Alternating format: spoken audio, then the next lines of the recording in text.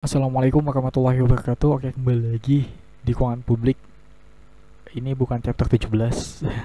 Jadi chapter 17 tadi udah habis. Ini part kelima dari pertemuan 10. Oke, jadi sekarang kita akan lihat di Indonesia itu seperti apa sih. Nah, ini ada program penanggulangan kemiskinan ya di Indonesia. Jadi tujuannya ini untuk memperbaiki distribusi pendapatan Indonesia supaya lebih baik lagi ya, bisa dibilang seperti itu. Nah, jadi ini ada beberapa program yang udah dijalankan.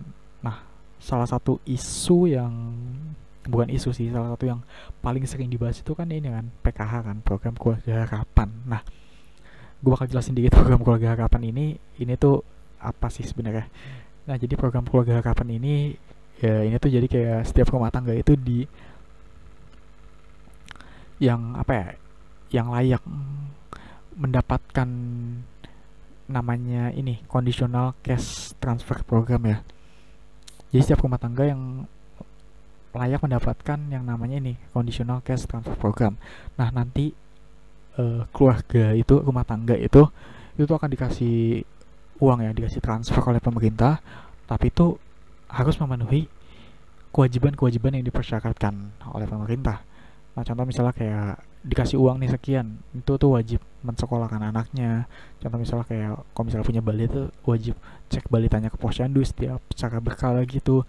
Terus misalnya juga disuruh kewajibannya itu untuk mengecek kesehatan. Jadi kayak uang yang dikasih itu tuh bukan untuk foya-foya gitu loh. Kayak ada tujuan-tujuan tertentu yang dikasih, ada tujuan-tujuan tertentu yang diharuskan dan diwajibkan oleh pemerintah atas penggunaan dari uang tersebut itu. Jadi bukan untuk hal-hal lain gitu loh.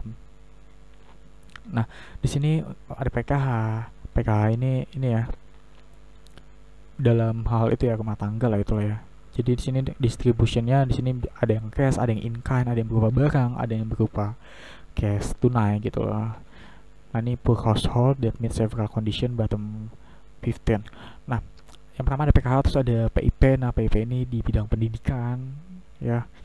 PBI JKN ini tuh di bidang health kesehatan. Nah, terus ada di sini Rastra. Nah, ini Rastra ini beras sejahtera. Ya, gue baru ingat nih Rastra berarti namanya. Tadi di awal gue ngomong gak ingat. Jadi namanya Rastra ya. Beras sejahtera ini di bidang pangan ya. Dulunya ini Raskin, beras miskin namanya. Nah, terus ada electricity subsidi dan LPG subsidi. Jadi subsidi gas sama subsidi listrik. Nah, jadi inilah beberapa program yang udah ada di Indonesia untuk mengatasi penanggulangan kemiskinan ini gitu loh. Untuk penanggulangan kemiskinan, bukan mengatasi penanggulangan kemiskinan. Untuk ya itulah untuk itu tadi. Nah, terus selanjutnya tantangan pelaksanaan program bansos dan subsidi. Nah, jadi ini ada beberapa tantangan yang dihadapi ya untuk Indonesia itu sendiri. Yang pertama ini ya kayak alokasi bansos di Indonesia itu masih cenderung rendah dibandingkan dengan negara berkembang lainnya. Nah, alokasi bansos ini sekitar berapa nih untuk di Indonesia itu sendiri sekitar satu persen dari PDB gitulah ya, bisa kalian lihat sendiri di sini. Nah, terus selanjutnya itu masih tergolong rendah banget. Nah, selanjutnya itu yang kedua di sini program bansos dan subsidi belum sepenuhnya tepat sasaran karena masih dapat dinikmati desil 5 sampai 10. Nah, ini kan yang terkaya itu ada sebelah sini. Nah, termiskin itu ada di sini. Nah, bansos ini itu masih bisa dinikmati oleh orang yang kategori 5 sampai terkaya ini. Gitu loh. Seharusnya apa? Bansos ini dan subsidi ini hanya untuk orang 5 yang ke bawah ini kan. 5 sampai yang termiskin ini kan, 5 sampai 1 kan harusnya kan. Tapi masih ada juga yang menikmati yang sampai golongan yang terkaya sekalipun gitu loh. Itu berarti kayak belum tepat sasaran kan kalau kayak gitu kan. Boleh sih sebenarnya untuk beberapa hal mungkin ya ini mungkin ya, gua nggak tahu ya, ini mungkin boleh mereka ini yang terkaya ini menerima subsidi, tapi kayak apa ya, logikanya kalau misalnya kalau mereka menerima subsidi ya kan mereka udah kaya, buat apa juga disubsidi gitu loh, buat apa mendapat bantuan subsidi dari pemerintah gitu loh, kan mereka masih bisa mencukupi kebutuhannya dengan sangat amat baik gitu loh. Harusnya subsidi itu dinikmati oleh orang yang memang sangat membutuhkan aja, sehingga ya itu ketika hal itu terjadi tuh ya distribusi pendapatannya tuh bagus gitu loh, ya nggak sih.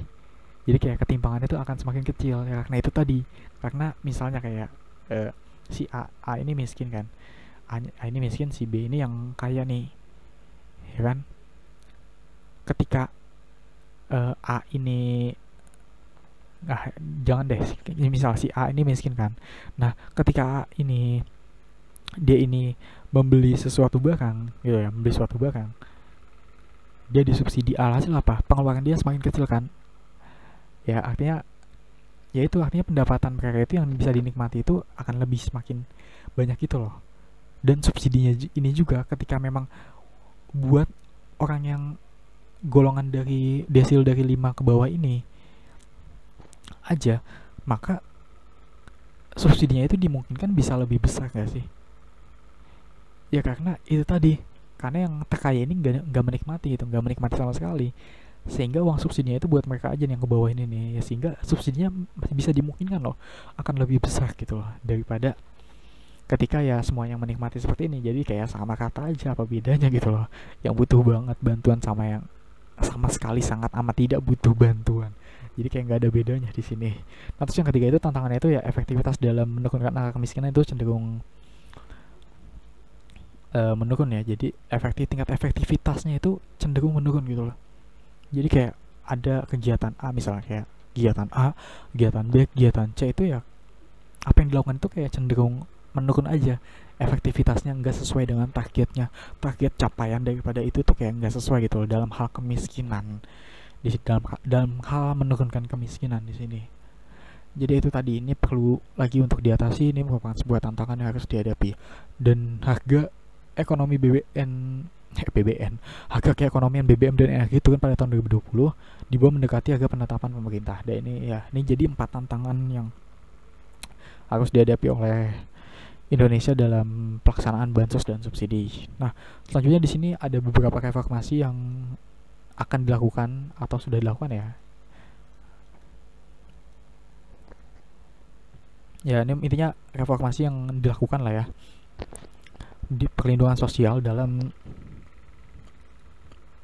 reformasi yang dilakukan dalam program perlindungan sosial. Nah, jadi di sini dibagi menjadi 3 klaster. Yang pertama, klaster daya beli nih, ini nih.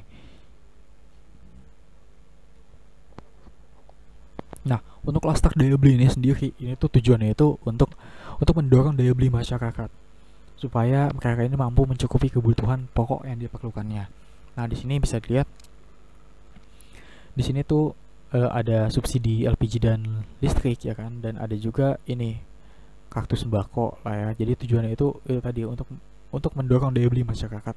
Nah, dari klaster daya beli. Nah, terus selanjutnya, reformasi yang selanjutnya itu dari klaster pendidikan dan kesehatan.